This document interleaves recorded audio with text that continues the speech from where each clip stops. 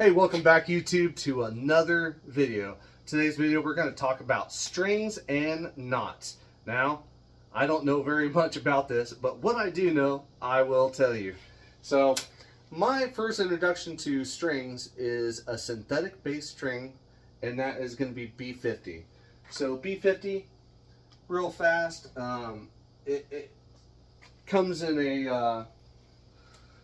a spool about like this. Real small, very strong, very good string, and I put it in 5 strands per each bundle, and I do a forward twist, a back twist, another forward twist on another bundle, and back twist. And for the top loop, once I get about this much, I fold this over and I match up the 3 bundles with the 3 bundles, and I turn it sideways. I keep on going until I get that whole string done. Now, I do not like using a loop on each end. And the reason why is I might switch my string to a different bow. Unless if I get really attached to that string and bow setup, I might switch it, check this out, see how it shoots and everything like that. So the next string that I really went to, and I really like a lot, is a sinew string. And this is a 3-ply deer backstrap sinew string, and I really like it a lot. So I got a top loop on one side, and I got a timber hitch knot on the bottom side, and I really love a timber hitch. And maybe it's just because it's the first knot that I started using, so I'm used to it. I like it, I understand it. I'm not going to change, right? That might be the sad truth, and I sure hope it isn't. But here we go.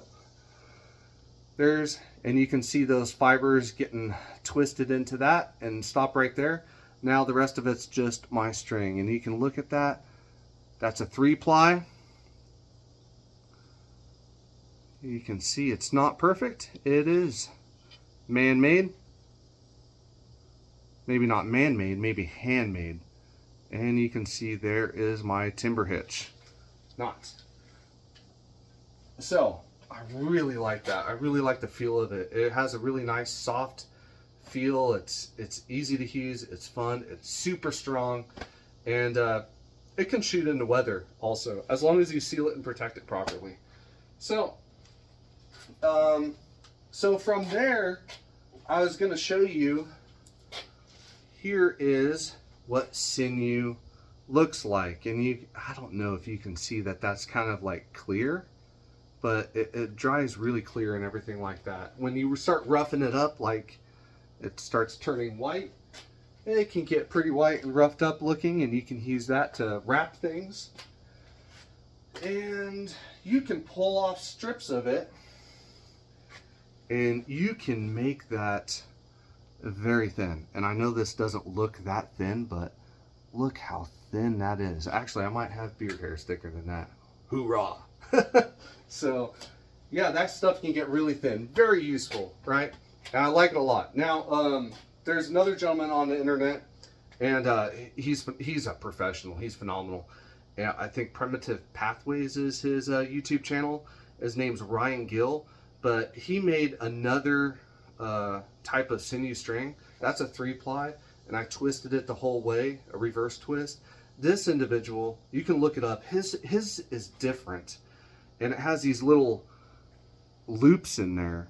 But instead of adding to each bundle, what he does is he adds, this is a 2-ply, he adds to both bundles. So if you're twisting it and you have one bundle this way and one bundle this way, he adds in the new sinew from that bundle to the other bundle and twist it. I have not shot this string yet, but I'm excited to try it out. And yeah, so great string. I have no reason to believe that it's not going to be. This is going to be a phenomenal string. It's a lot bigger, and I wanted to see how these larger strings shoot, because he says that it should get quieter. And with hunting, if you got a quieter string, you're going to be a little bit more successful on the fact that the animal's not going to duck the shot or actually react as aggressively to that, in my opinion, than a louder string. And a lot of that's really true. Like how fast your arrow is going, how far away you are, and the noise of the bow, you know, and I like shooting off a little bit of leather to quiet that arrow down. And I mean, if if you're further away and that animal starts ducking that shot, there's a greater chance that you're going to miss. But if you're close and that animal ducks the shot and you're already prepared in anticipation of what that animal is going to do, you're going to be a lot more successful if you're a hunter. Another string. This is a string I'm experimenting with, and we raise sheep, and I want to start using more and more of the sheep that we possibly can. And one of those ways of using it is its gut. So this string is made out of gut. I experimented with this. I bought some pig intestines, small intestines, and twisted them up, spun them up together. And you can see I tested it out on the breaking strength, and it broke over a little over 100 pounds. But you can see that's just one solid twist. So instead of being a ply, this is just, you stretch this thing out, you spin it up, and you put tension on it and let this dry out. Now, this is a little bit thinner than what I thought it was going to dry out to, and that's why it's good to do tests. And this is a little bit larger than 3/32. So that's a pretty strong string, I think, for gut, you know. I don't know if you ever, you know, very soft, right? This string, the string I had on the bow, that's an 1/8 inch wide. And this string is a little over 3/16 in some areas. Just a little bit over 3/16, which is a pretty large string. So it should be a quieter string from what Ryan Gill is saying. And I'll put the link down below to that guy's YouTube channel because his stuff is amazing, absolutely amazing. Now, another little experiment that I've been doing is working with plant-based, right? And this string is made out of hemp, top loop, and a timber hitch. And I can show you a little bit about the timber hitch right now.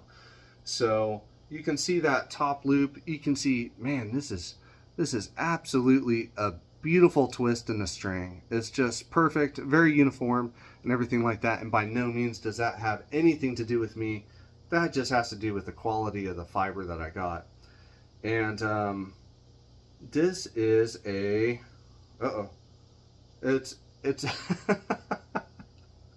what am I talking about? No, this is a 3-ply string, and it has 5 individual strands per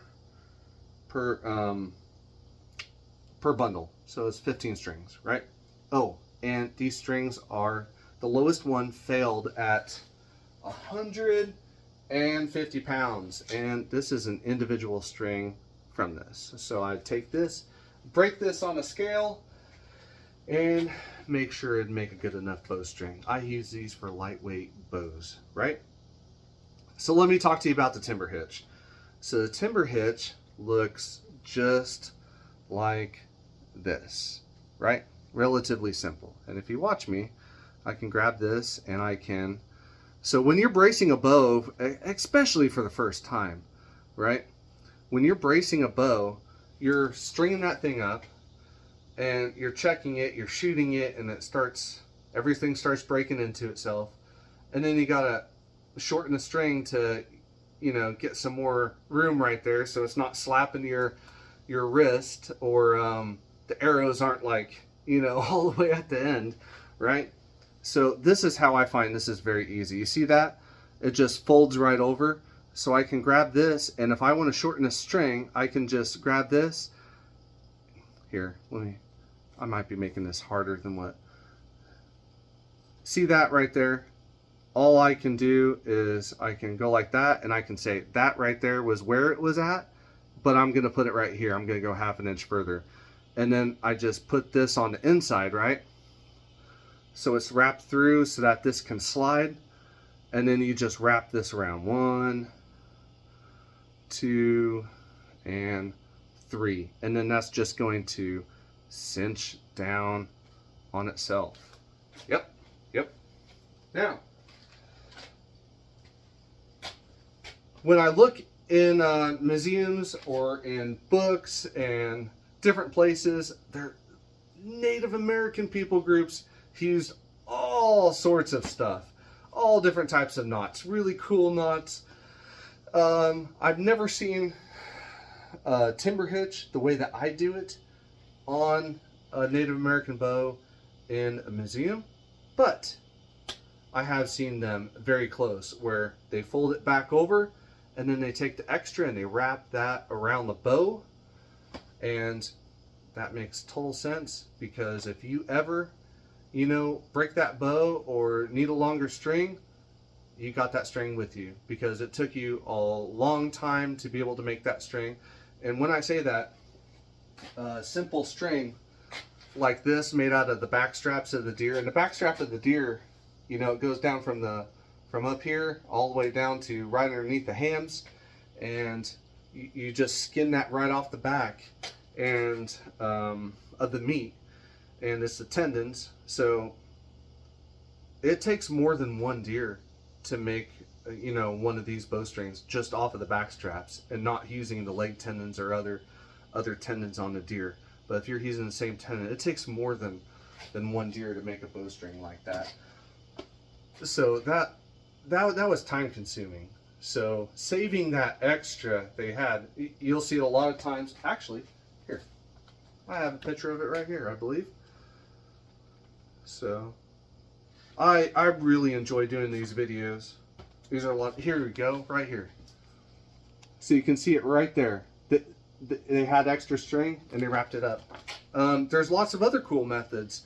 There's also rawhide or hide strings, and some of them were even left with the hair on, and it's very, very popular. I'll show you that right there.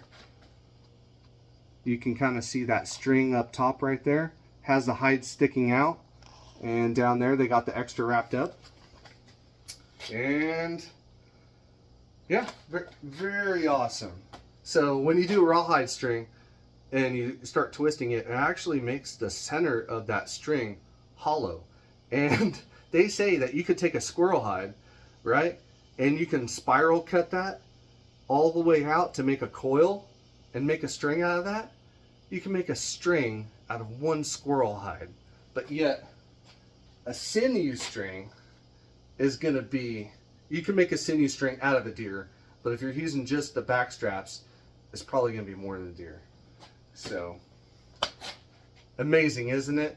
So I like a loop and a knot with the timber hitch, and everybody's different, and I don't know it all. I'm no professional, but that's what I've been learning about here. And I'd love to hear your comments. If you like this, subscribe, give me a thumbs up. Until next time.